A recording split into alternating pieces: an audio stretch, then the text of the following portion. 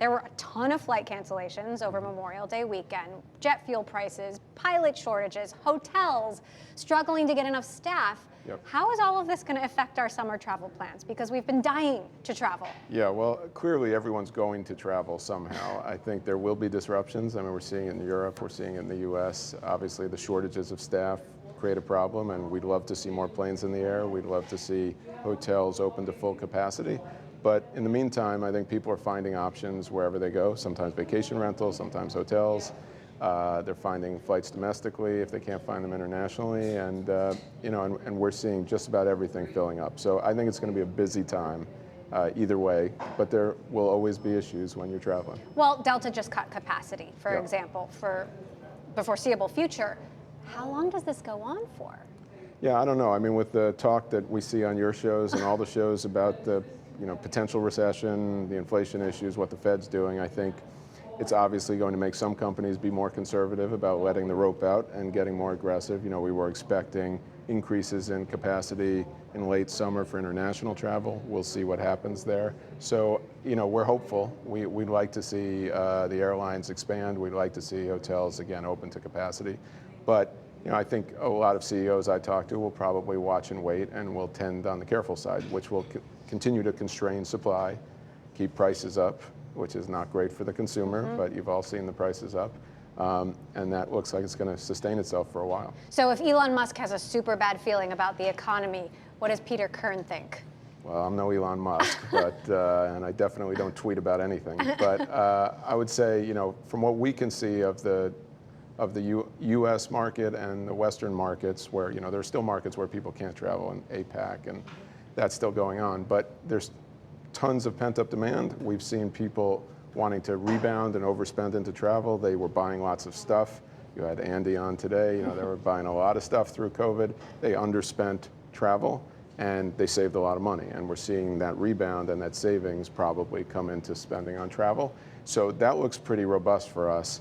When that runs out of gas and how the economy lands, who knows? But as we say at our company, that we're in a multi-trillion-dollar market.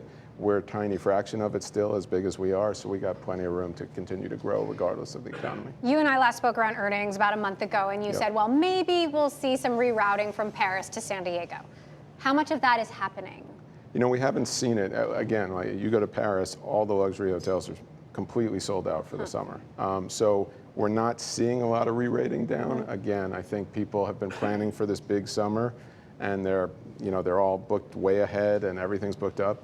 I think as that rolls off, we don't know, but we're not seeing a lot of re-rating down to people looking for cheaper alternatives. But could this potentially be delayed to the fall or holiday travel?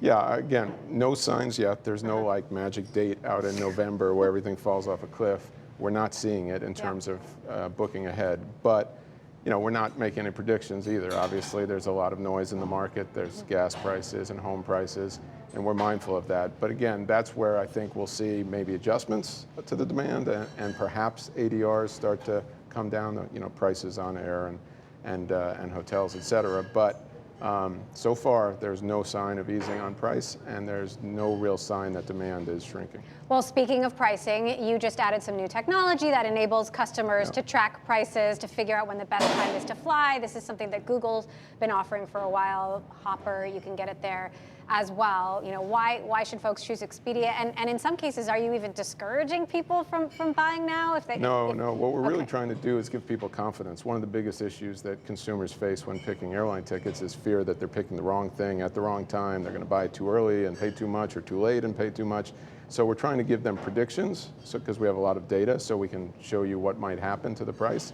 And we're trying to give you tracking, so if you're not ready to purchase, you don't feel like, oh my God, I have to make a decision. You can wait and track it, and when you feel like it's the right time, you can do it. So what we're doing is really more than just tracking a single flight and a single price. We're tracking a whole route system across all the airlines and saying, okay, if you want a nonstop from San Francisco to New York, and you check the price and you're not ready to buy, you can watch it, and maybe in a week, or it moves down or up, you'll make a choice. So airlines see it as an opportunity for us to give customers confidence to book, and that's what they want. So what does this all mean for Expedia's business? Obviously, we've talked about the share price. It's not just Expedia, but the shares are down. and you've got this uncertainty around the travel season coming up ahead. You know, what do you look, say to investors? Yeah, we don't think about it in short term. We think about it in the long term, and we're not spending a lot of time. I mean, we're obviously thinking about a potential recession, but we're not planning for it or valuing our business that way. We're doing the work to really upgrade the technology. We've talked about it a lot. We're changing the whole stack. We're really innovating around customer experience, like flight tracking and other tools to shop more confidently, discover better products, find the right fit and match for you, which we don't think has really been in the travel sector for decades. So we're focused on that work, and we think that's going to unleash a ton of business for our supply partners, and focused on how that will help our B2B business. So there's a lot of opportunity and a lot to work on, and we're not worried about the rest. What are your summer travel plans? Any plans to live on Verbo, excuse me? I am planning to spend a big part of July working in London with our teams there and staying in a Verbo. So that's my summer so far.